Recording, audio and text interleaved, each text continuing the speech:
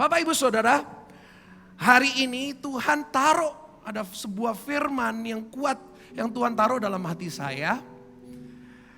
Judulnya agak sedikit aneh didengar. Tapi kalau Bapak Ibu sudah suka judul, saya kasih judul khotbah hari ini, yaitu saya ingin mati. Saya kepingin mati.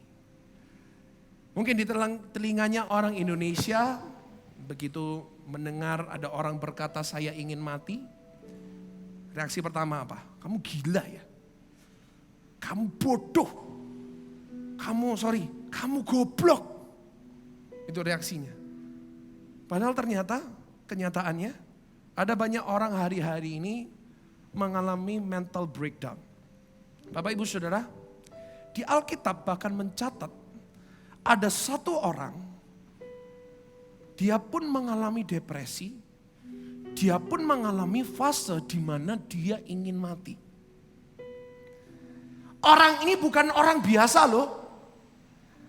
Orang ini bukan pecundang, orang ini bukan orang yang hutangnya banyak, orang yang tidak dikenal. Orang ini adalah orang hebat. Dia adalah tidak lain daripada Nabi Elia. Bapak Ibu Saudara, seorang nabi sekali berelia. Dia terkenal, dipakai Tuhan, diurapi. Tetapi Nabi Elia, kita baca sama-sama di 1 Raja-Raja 19 ayat 4. Firman Tuhan mencatat bahwa Elia, dia jatuh di dalam depresi. Dia capek, dia lelah, dan dia ingin mati. Mungkin ada Bapak Ibu Saudara yang hadir pada hari ini. Pak, itu saya. Saya dapat feedback dari beberapa orang yang setelah mendengarkan firman ini ada banyak yang chat saya. Pak, saya kepingin mati Pak. Bapak Ibu Saudara saya mau katakan you are not alone. Buka dulu sama-sama yuk. 1 Raja-Raja 19 ayat 4. Kita membaca seorang nabi. Tetapi Elia sendiri masuk ke padang gurun sehari perjalanan jauhnya. Lalu duduk di bawah sebuah pohon arar. Kemudian Iya. Bahkan Elia, dia jatuh di dalam depresi. Katanya, cukuplah itu sekarang ya Tuhan, ambillah nyawaku. Sebab aku ini tidak lebih baik daripada nenek moyangku. Bapak Ibu Saudara, kalau yang ngomong aku kepingin mati adalah seorang yang banyak hutangnya, seorang yang ditinggal sama suaminya, seorang yang dikhianati oleh temannya. Kalau ada orang yang mengatakan saya ingin mati dengan situasi yang demikian, orang yang kenal Tuhan, wajar. Tetapi Nabi Elia, satu pasal sebelumnya, dia habis mengalahkan 450 Nabi Baal. He should be celebrating. Benar gak? Dia mesti merayakan, aku habis mengalahkan 400 Nabi Baal. Mestinya dia celebrating. Dia kepingin mati. Aneh ya? Bapak Ibu Saudara, sebelum saya lanjut firman Tuhan, saya ingin terlebih dahulu ngomong dari hati ke hati kepada Anda yang ada di tempat ini, baik Anda di rumah.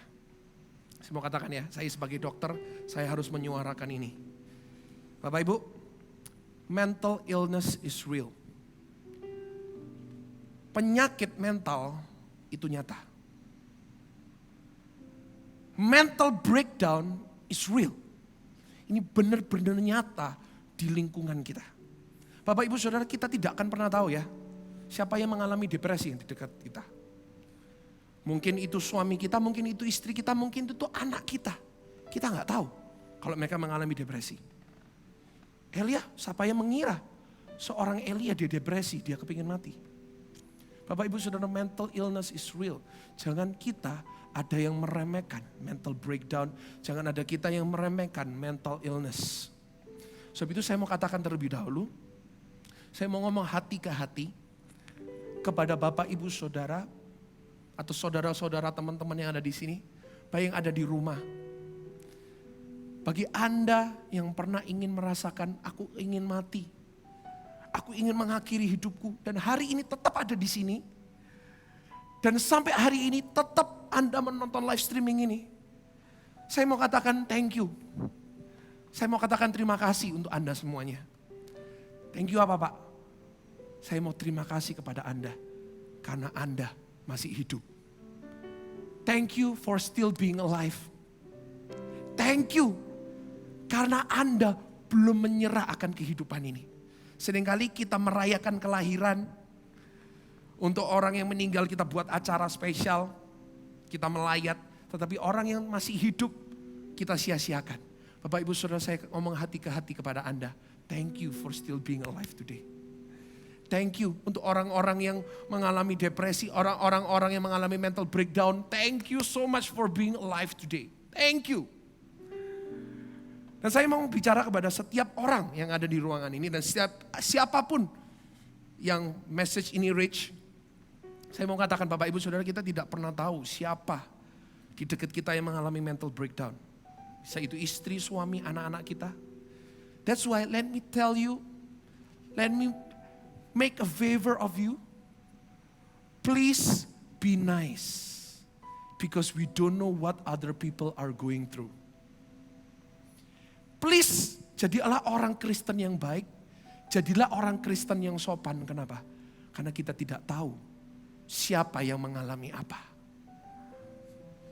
Bisa jadi pegawai restoran yang Anda bentak kemarin, dia mengalami depresi dan karena sentakan Anda dia pulang bunuh diri. Bisa jadi, sangat mungkin terjadi. That's why, please be nice. Bisa jadi, seorang bawaan Anda, seorang yang pembantu Anda mungkin, pegawai Anda, habis Anda maki-maki, dia bunuh diri, bisa nggak? Sangat bisa. Sebab itu Bapak Ibu Saudara, ayo jadi orang Kristen yang baik. Jadilah orang Kristen yang sopan. Tepuk dadamu katakan, be nice. Ayo semuanya tepuk dadamu, be nice. Yang live streaming di rumah, tulis di dalam live chat, be nice. Karena apa? Kita tidak tahu. Bapak Ibu Saudara, aneh ya. Elia. We're talking about Elijah. Kita bukan ngomong tentang seorang yang janda, yang gak punya apa-apa. Kita tidak ngomong tentang seorang yang punya hutang banyak. Kita tidak berbicara tentang seorang yang gak punya harapan. Kita berbicara tentang siapa? Tentang Elia. Bapak Ibu Saudara, saya catat di depan. Elia was the best. Dia adalah nabi yang terbaik. Dia membuktikan bahwa dia bisa mengalahkan 450 nabi Baal. Dia menyatakan kepada seluruh Israel bahwa dia adalah nabi yang dipakai Tuhan. Dia adalah nabi yang diurapi Tuhan. Tapi you guess what? You know? Dia pun depresi. Saya mengambil pelajaran penting. Bapak Ibu Saudara. Kalau Anda kira ketenaran, keterkenalan, harta yang banyak, kedudukan tinggi, akan bisa membuat Anda menjadi orang yang semangat, menjadi memuaskan jiwamu dengan semuanya itu. Kalau Anda kira itu bisa terjadi, siap-siaplah kecewa. Kenapa? Yang saya tahu, gak ada hal di dunia ini yang bisa memuaskan jiwa kita. Tidak ada hal di dalam dunia ini yang bisa memuaskan hasrat kita selain daripada Tuhan yang hidup. Bapak Ibu Saudara, biarkan dia masuk dalam hatimu. Undanglah dia masuk dalam hidupmu. Yang setuju katakan amin.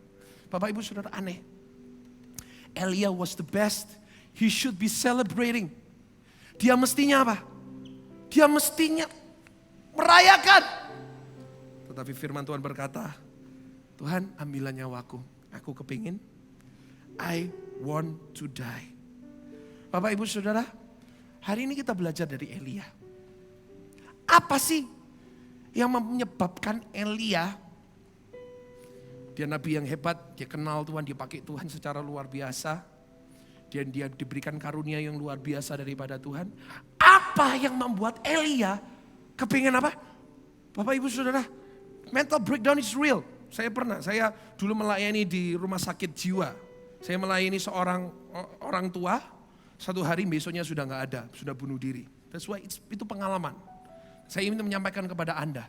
Bapak Ibu, kita belajar dari Elia sama-sama hari ini. apa yang membuat Elia jatuh di dalam depresi. Buka sama-sama. 1 Raja-Raja 19 ayat yang kedua sampai yang ketiga. Yuk kita baca sama-sama ya. 1, 2, 3. Maka Isabel menyuruh seorang suruhan mengatakan kepada Elia, beginilah kiranya para Allah menghukum aku, bahkan lebih lagi daripada itu, jika besok kira-kira pada waktu ini aku tidak membuat nyawamu sama seperti nyawa salah seorang dari mereka itu. Maka apa? Takutlah ia, lalu bangkit dan pergi menyelamatkan nyawanya, dan setelah sampai ke Beersheba yang termasuk wilayah Yehuda, ia meninggalkan bujangnya di sana. Bapak Ibu Saudara, yang pertama yang membuat Elia menjadi orang depresi, membuat Elia menjadi orang yang breakdown, menjadi orang yang capek, jiwanya letih, adalah karena dia mendengarkan suara musuh. Dia mendengarkan suara musuh dan dia mempercayai suara musuh itu. Bapak Ibu, mendengarkan itu satu hal. Mendengarkan dan mempercayai itu hal yang berbeda. Mendengar itu satu hal. Mendengar dan memasukkan dalam hati itu hal yang berbeda. Anda boleh menonton khotbah YouTube, di YouTube khotbah-khotbah 1000 macam khotbah. Tapi kalau Anda tidak pernah mempercayai itu, tidak pernah melakukan, tidak pernah masukkan dalam hatimu, sia-sia. Bapak Ibu boleh punya Alkitab distabiloi dengan 20 macam warna, ada loh. Orang yang Alkitab itu sampai dedel-doel. Distabiloi. Tapi kalau enggak pernah dimasukkan hati, percuma. Bapak Ibu Saudara, saya mau tanya, suara siapa yang Anda dengar hari ini? Suara siapa yang Anda percayai hari ini? Suara siapa? Suara musuh atau suaranya Tuhan? Suaranya musuh atau suaranya Sang Gembala Agung kita? Saya catat di depan. Setan tidak bisa menyentuh kita, setan tidak bisa membunuh kita. Tetapi yang bisa dia lakukan adalah dia membuat kita memiliki pikiran-pikiran yang salah, pikiran-pikiran yang negatif. Dia membuat kita memiliki asumsi tentang Tuhan. Dia membuat kita memiliki kesimpulan yang salah tentang Tuhan. Dia gak bisa menyentuh kita. Silakan tanya Pastor Dautoni.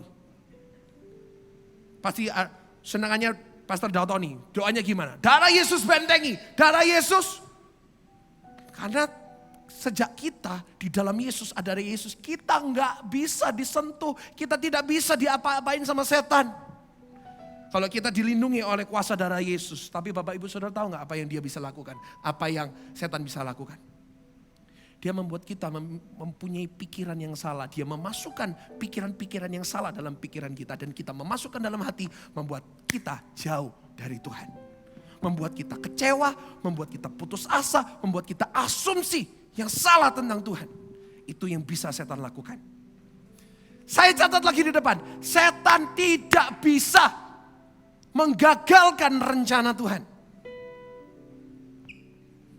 Setan gak bisa menggagalkan kebaikan Tuhan. Bapak Ibu Saudara, firman Tuhan berkata dia mendatangkan kebaikan. Enggak ada amin? Dia mendatangkan kebaikan. Setan tidak bisa menggagalkan kebaikan Tuhan. Tapi Bapak Ibu Saudara tahu nggak apa yang dia bisa lakukan? Dia bisa membuat Anda jauh daripada Tuhan dengan apa? Dengan pikiran Anda. Sudah gak ada harapan. Sudah percuma kamu berdoa. Kamu orang berdosa, percuma kamu minta tolong sama Tuhan. Sudah gak ada harapan, gak ada yang mengasihi kamu, gak ada yang memperhatikan kamu, gak ada yang menerima kamu. Dan kalau kita mempercayai, kita membiarkan pikiran suara dari musuh masuk dalam hati kita. Begitu dia menguasai pikiran Anda, saya katakan, he got you. If he got your mind, he got you. Kalau setan berhasil menangkap teritori pikiran kita, selesai Anda. Elia, nabi hebat. Nabi Elia siapa yang gak tahu? Kalau ada yang gak tahu Nabi Elia, ayo kembali ke sekolah minggu. Nabi Elia, karena dia apa? Dia mengizinkan suara-suara itu. Dan dia mempercayai. Dan dia menjadi takut. Dia menjadi kecewa. Dia menjadi capek. Kenapa? Ada suara-suara yang dia izinkan untuk masuk di dalam pikiran.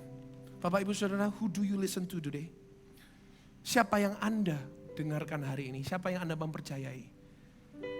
Pikiran dari setan yang mengatakan sudah tidak ada harapan? Atau mempercayai Tuhan yang mengatakan Tuhan pasti mendatangkan kebaikan?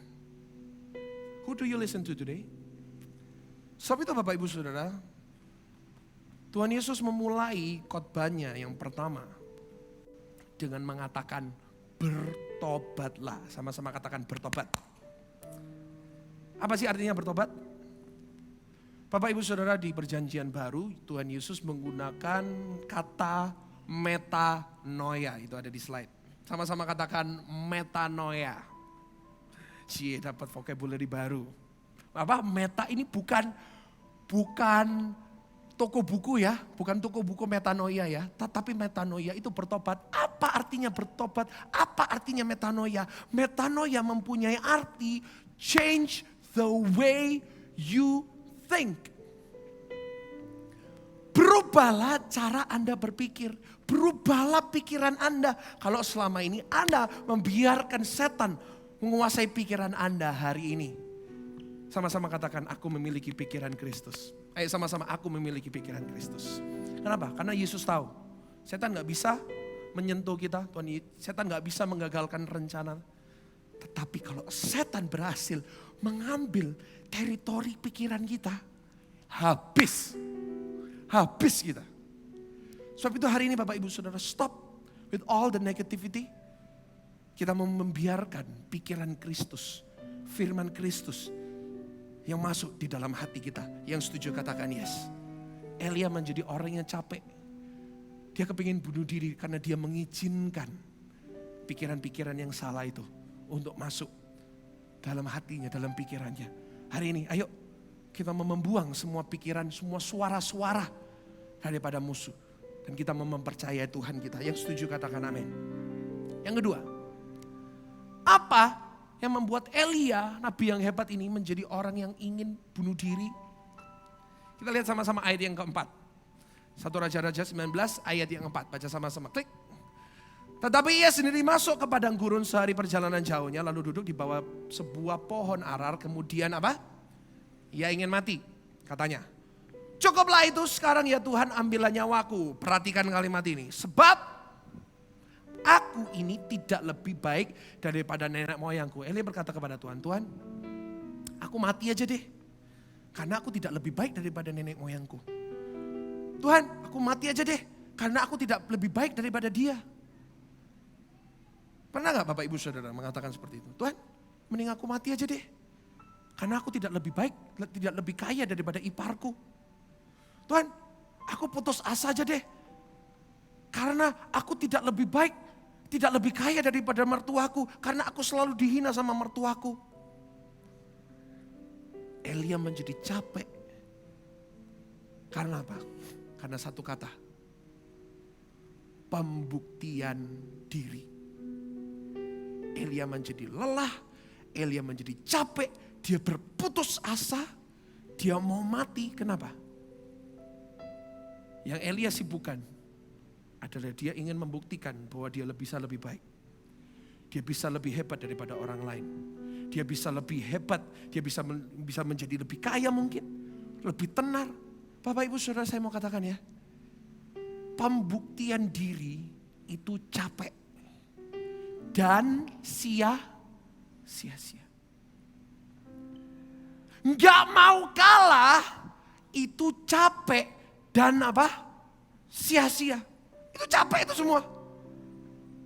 Gak ada berhentinya, percayalah. Kalau Anda gak mau kalah dengan orang, percayalah mobil akan selalu datang yang baru. Benar? Capek gak? Capek. Sia-sia gak? Sia-sia. Kalau Bapak Ibu Saudara gak mau kalah, gak mau selalu ingin membuktikan diri, aku yang terhebat, aku yang paling kaya, aku yang paling ini, aku yang paling itu. Percayalah, itu semuanya capek dan sia-sia. Saya kasih contoh yang paling sederhana ya. Bapak Ibu di sini, yang datang suami istri, Bapak Ibu saya mau tanya siapa yang pernah cekcok, ribut, sampai gak karu-karuan? Pernah ya? Nggak ada yang ngaku. Saya yakin di sini pasti pernah. Si suami tanya kepada istri, "Mah, kamu dari mana?" Si istri langsung jawab, "Memangnya kenapa kalau aku dari mana? Kenapa kamu curiga terus?" Akhirnya cekcok. Oke, singkat cerita, akhirnya istrinya kalah. Bapak-bapak yang menang. Bapak-bapak menang. Pak, saya mau tanya, Pak. Dengan Anda memenangkan sebuah argumen, memenangkan debat dengan istri. Saya mau tanya, Pak. Menang apa, Pak? Dapat 1 juta, Pak? Dapat 5 juta, dapat 10 juta, Pak? Kalau dapat 10 juta, ayo kita setiap hari ribut yuk. Ben soge kabeh. Dapat, Pak? 100.000, Pak, menang debat sama istri. Yang dapat apa? Pak, habis debat capek gak, Pak?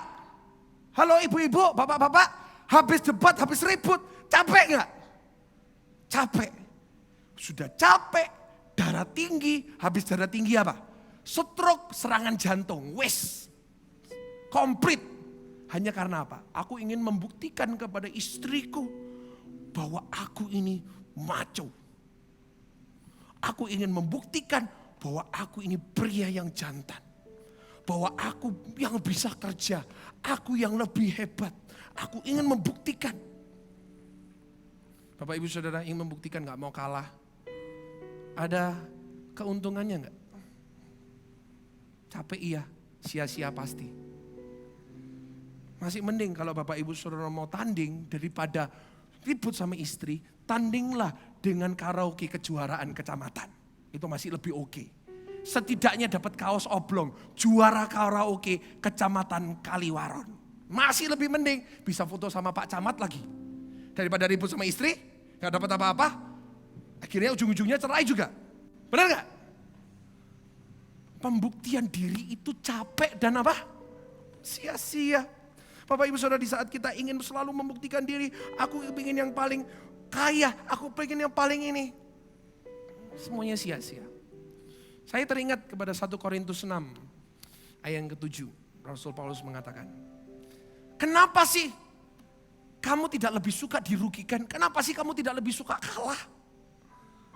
Supaya Bapak Ibu Saudara tidak menganggap saya mengadi-ngadi, ayo kita baca sama-sama. Ayo sama-sama baca ya. Ada saja perkara di antara kamu yang seorang terhadap yang lain merupakan kekalahan bagi kamu. Mengapa kamu tidak lebih suka menderita keadilan? Mengapa kamu tidak lebih suka dirugikan? Cek. Oke. Rasul Paulus mengatakan, kenapa kamu gak suka dirugikan? Kenapa kamu gak suka kalah aja? Karena Rasul Paulus tahu, kamu gak mau kalah, kamu ingin membuktikan diri, semuanya itu sia-sia. Kenapa saya mengatakan semuanya ini? Karena satu poin penting, Bapak Ibu catat dengan baik, catat dalam hatimu, catat dalam jiwamu. Saya catat di depan. Karena hidup ini bukan untuk membuktikan diri, hidup ini bukan untuk membuktikan siapa yang terbaik, siapa yang paling kaya, tetapi hidup ini untuk melakukan kehendak Tuhan. Bapak Ibu Saudara, kalau saya capek, kalau saya ingin mengeluarkan tenaga saya lebih baik capek, saya melayani Tuhan.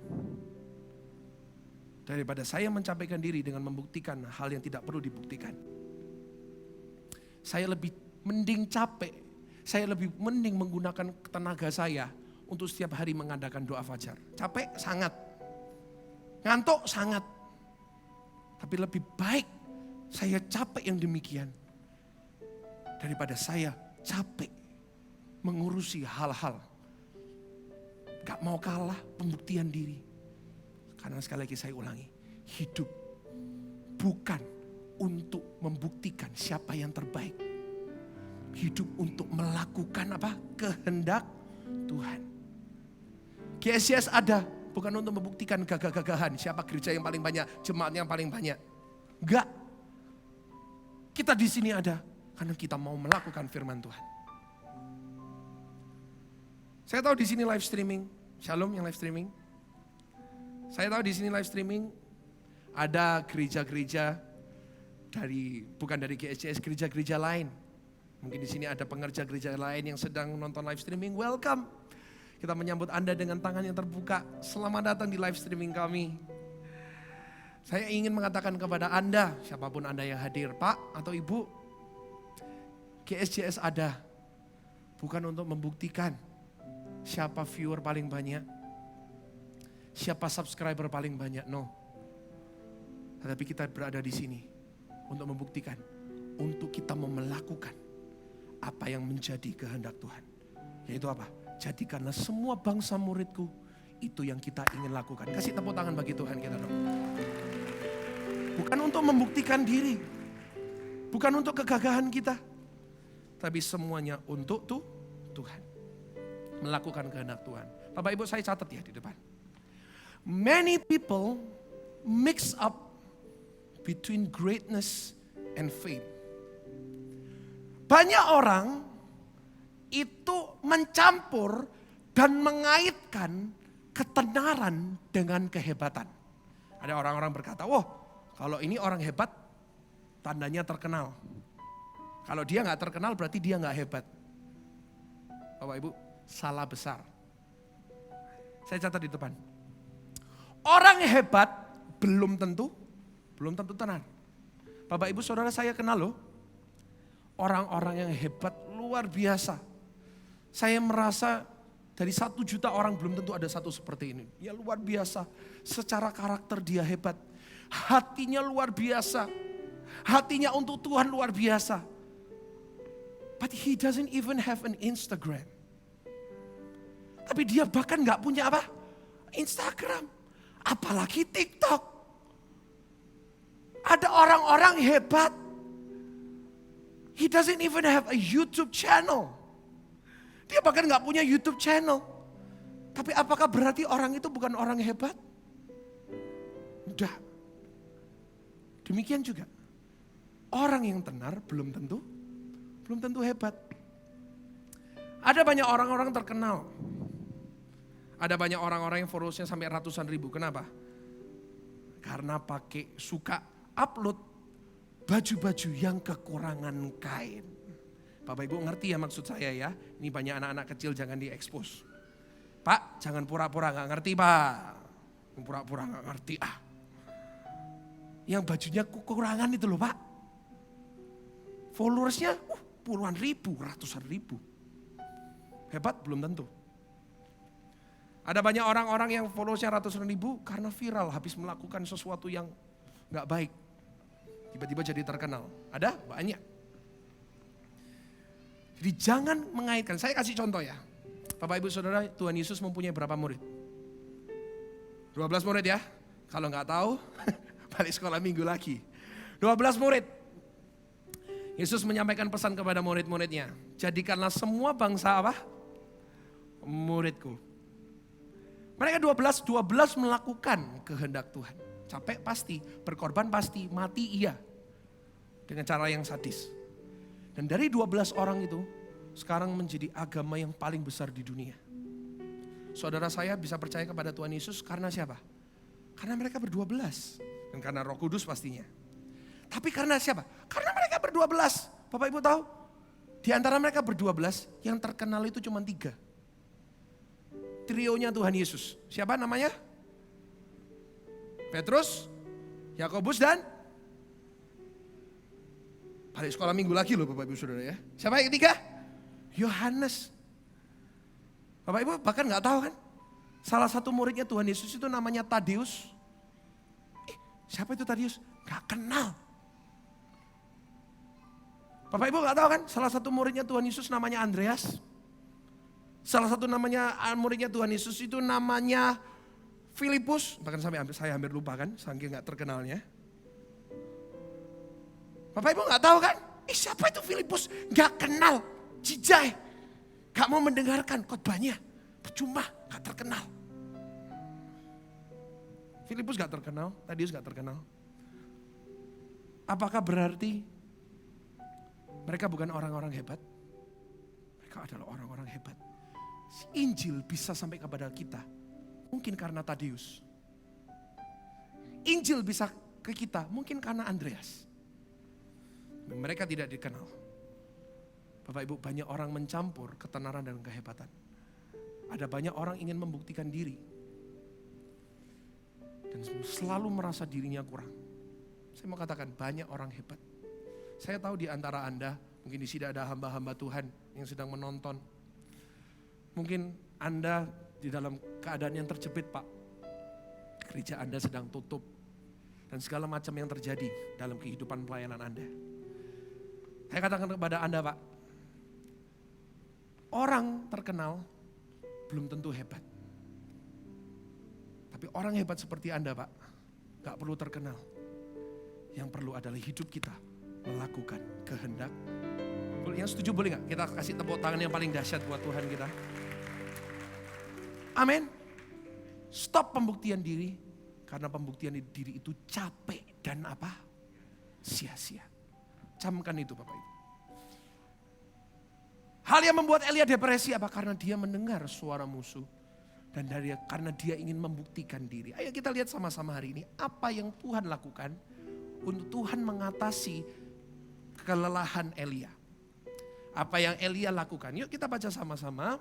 Di 1 Raja-Raja 19 ayat yang ke-6. Nah lanjut ke ayat yang ke-6 ya. Baca sama-sama dikatakan apa? Ketika ia melihat sekitarnya, mulai dari ayat 5 sampai ke 7, tolong multimedia, thank you. Sesudah itu ia berbaring dan tidur di bawah pohon arar itu, tiba-tiba seorang malaikat menyentuh dia serta berkata kepadanya, bangunlah, makanlah. Ketika ia melihat sekitarnya, maka pada sebelah kepala ada roti bakar dan sebuah kendi berisi air. Lalu ia makan dan minum kemudian berbaring pula. Tetapi malaikat Tuhan datang untuk kedua kalinya dan menyentuh dia serta berkata, bangunlah, makanlah, sebab kalau tidak perjalananmu nanti terlalu jauh bagimu. Apa yang Tuhan suruh Elia lakukan?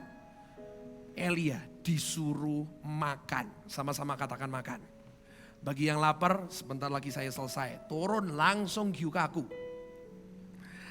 Tapi hari ini kita mau makan dan bukan sekedar makan. Kita mau makan yang benar. Sama-sama katakan makan yang benar. Pak, kenapa kok gak ada foto pizza, Pak? Karena buah. Itu makan yang benar. Pizza membuat kita kolesterol, diabetes nanti ya. Bapak Ibu Saudara, kenapa kok saya mengatakan makan yang benar? Karena yang saya lihat hari-hari ini, banyak anak-anak Tuhan ketika capek, ketika ingin menyerah, sudah lelah, ingin bunuh diri. Seharusnya mereka makan yang benar. Tapi banyak orang, mereka mencari makanan yang salah. Mencari makanan apa? Makanan yang salah. Mereka makan makanan yang membuat mereka semakin lapar. Mereka makan makanan yang membuat mereka semakin lemes. Mereka minum minuman yang membuat mereka semakin apa? Semakin kering. Sudah tahu jiwa kita lesu. Larinya kemana? Ke Instagram. You feed on Instagram feeds. Bapak Ibu Saudara percayalah, Instagram feeds won't fill your soul. Feed Instagram tidak bisa memenuhi jiwa Anda. Percayalah itu. Gak bisa membuat Anda semangat kembali. Semakin putus asa, iya. Semakin merendahkan diri, pasti.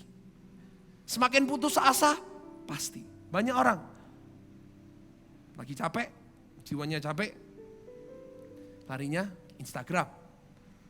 Larinya ke TikTok yang paling baru, larinya ke Twitter.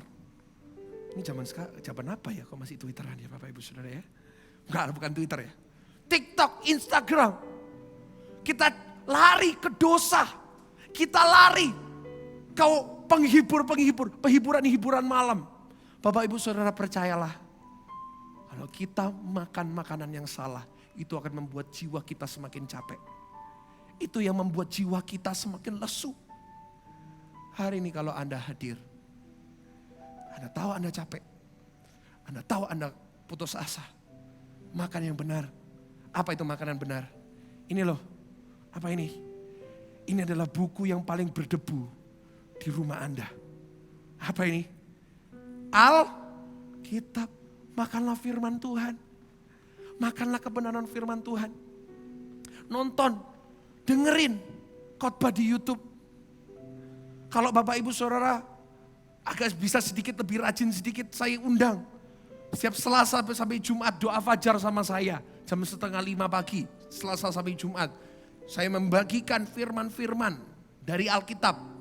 Bukan dari teori saya bagikan dari Alkitab. Supaya apa? Kita semuanya dikuatkan. Bapak Ibu Saudara, ayo kita makan makanan yang benar. Yaitu kita mau makan apa? Firman Tuhan. Kenapa? Mazmur 19 ayat ke-7 mengatakan apa? Firman-Mu menyegarkan jiwaku. Bapak Ibu Saudara, kalau kita ingin jiwa kita segar, ini adalah tempatnya. Ini adalah sumbernya. Yang setuju katakan amin.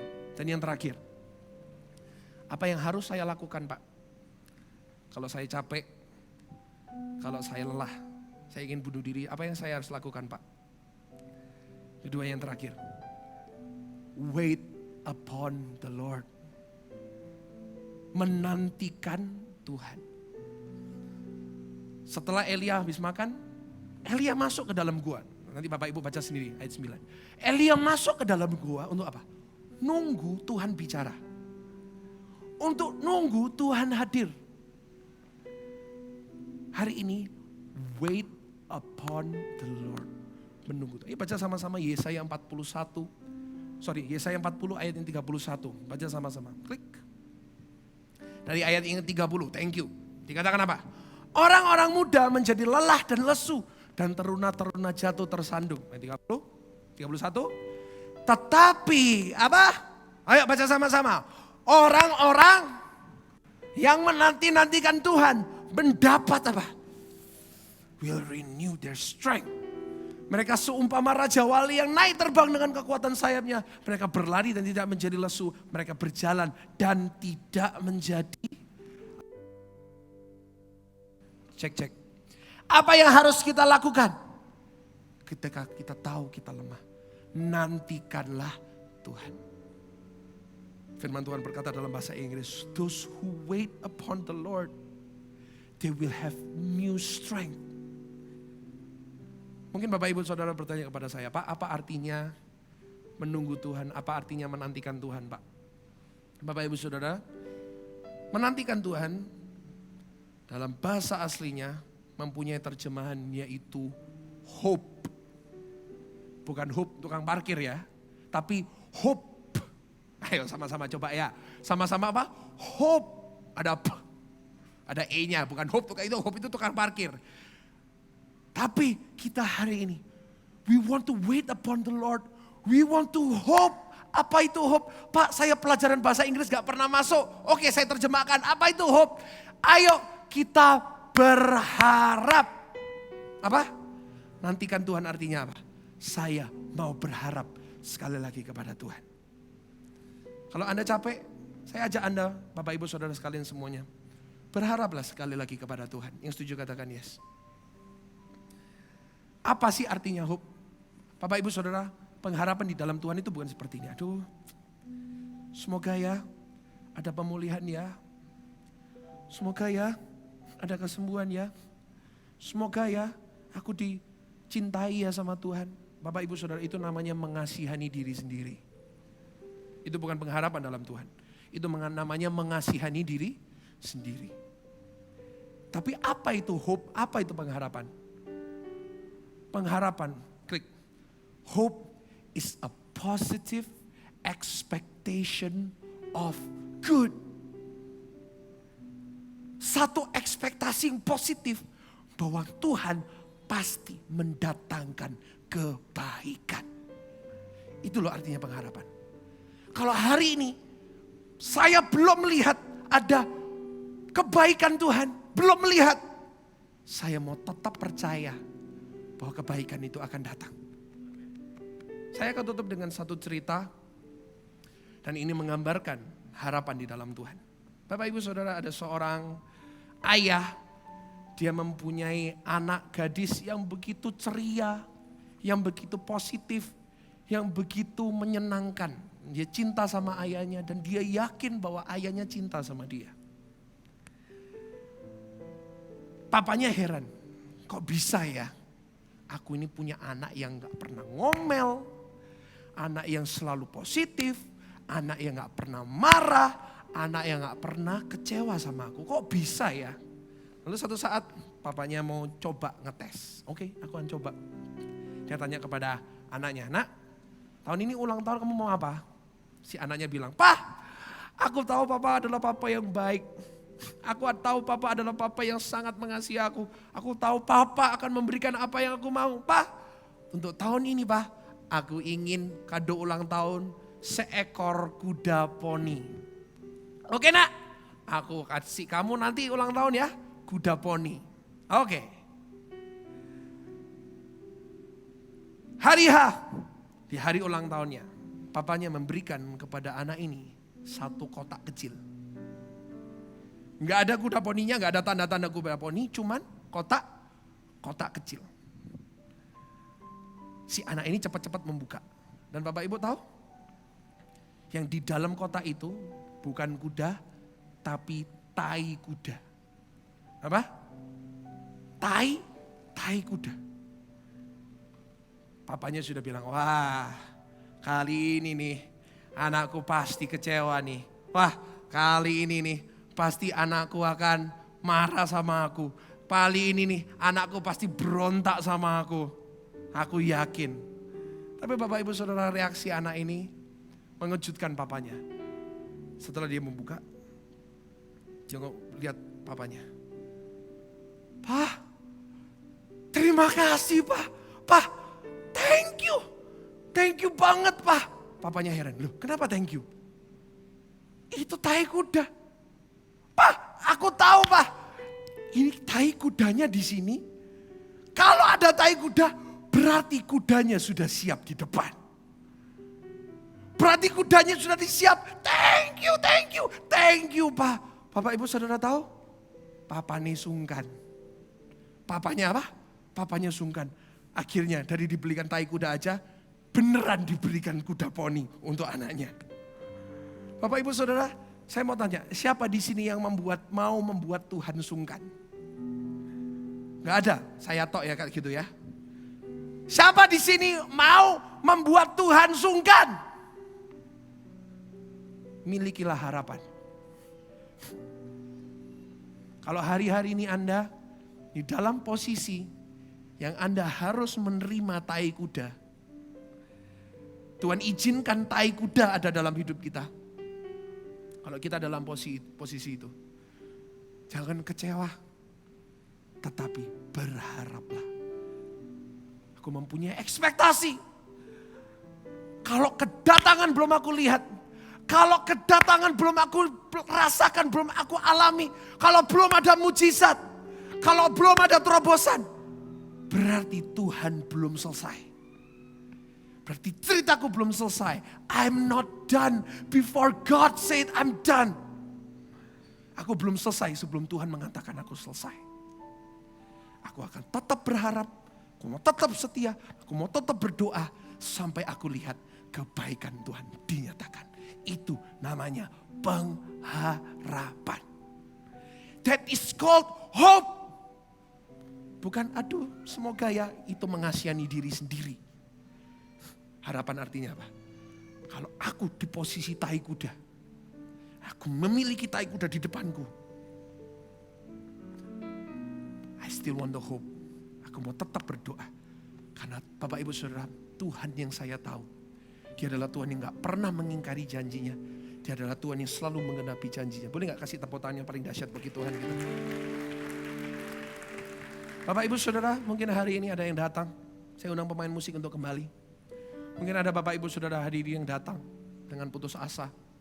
Bapak Ibu ingin menyerah. Saya ingin izinkan saya berkata kepada Bapak Ibu Saudara.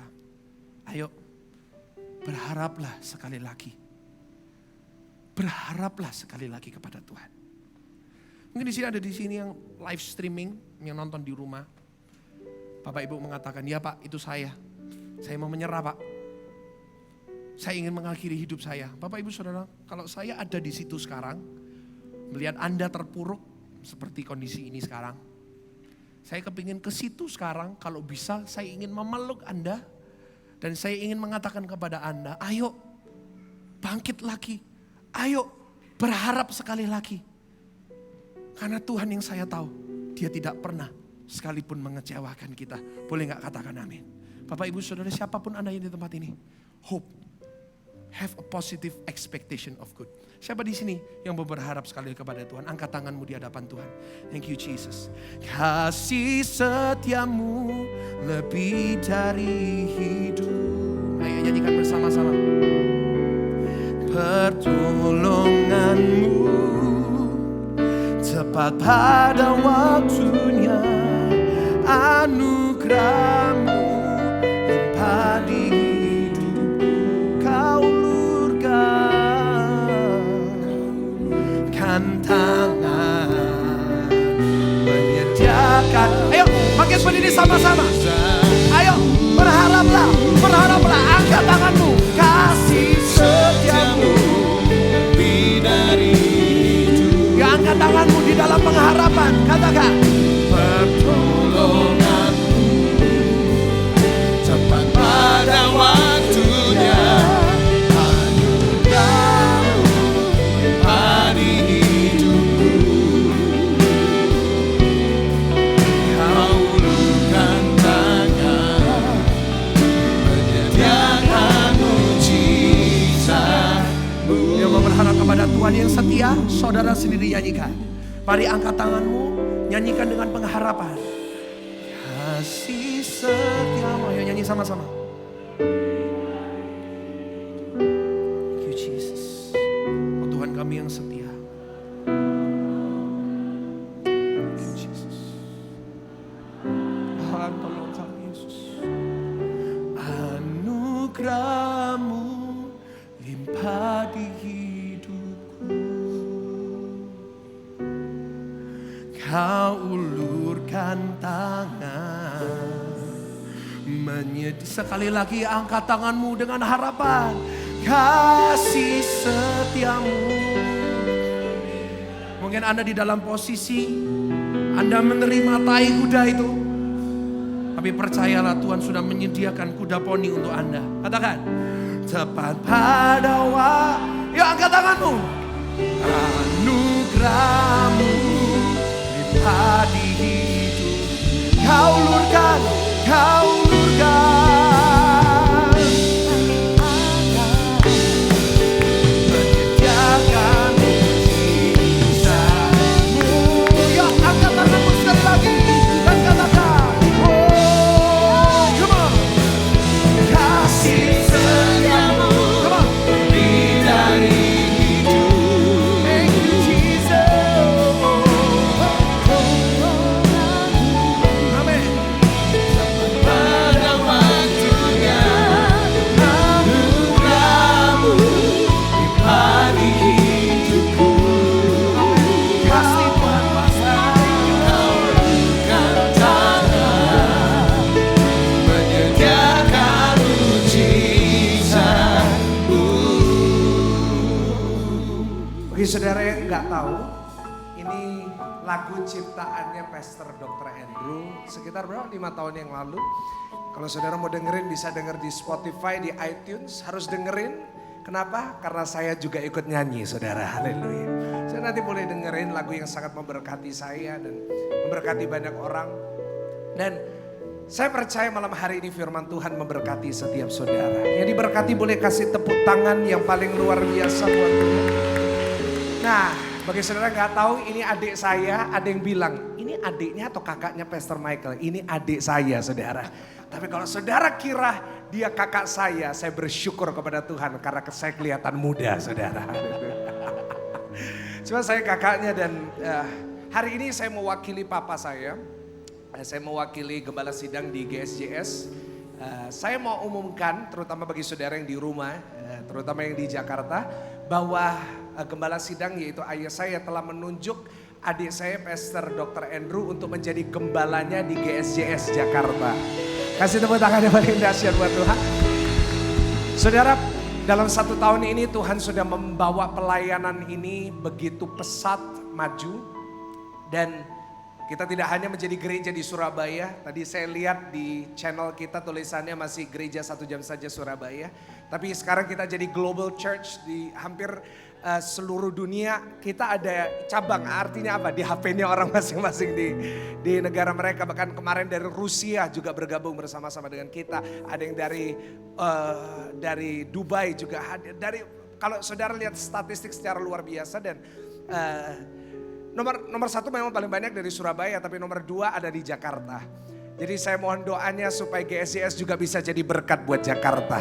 Ya percaya berkat tepuk tangan.